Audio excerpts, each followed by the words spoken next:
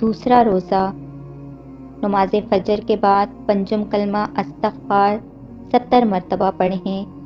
ظہر کی نماز کے بعد سورہ فاتحہ 40 مرتبہ پڑھیں۔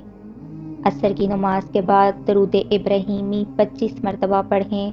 مغرب کی نماز کے بعد اللہ تعالیٰ کا پیارا نام یا وہابو 133 مرتبہ پڑھیں۔ نماز عشاء کے بعد صلاۃ التسبیح 4 رکعت نفل نماز پڑھیں۔ تسبیح یہ ہے، طریقہ یہ ہے، 4 رکعت صلاۃ التسبیح کی نیت کیجیے اور اس طرح پڑھیں۔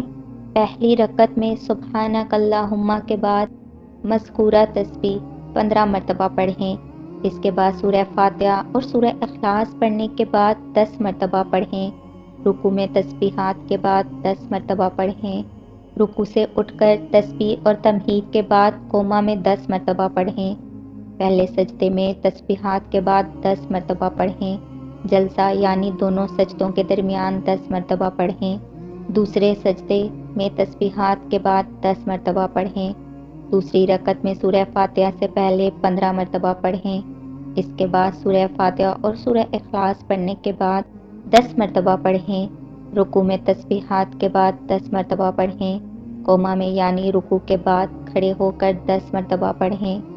پہلے سجدے میں تسبیحات کے بعد 10 مرتبہ پڑھیں۔ سجدوں کے درمیان جلسہ میں بیٹھ کر 10 مرتبہ پڑھیں۔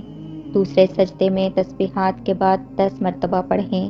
اس طرح تیسری اور چوتھی رکعت پڑھیے۔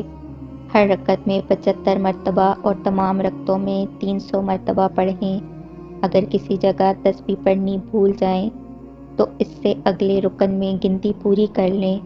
فضیلت: حضور صلی اللہ علیہ وآلہ وسلم نے یہ نماز سے تسبیح اپنے چچا حضرت عباس رضی اللہ عنہ کو سکھلائی تھی۔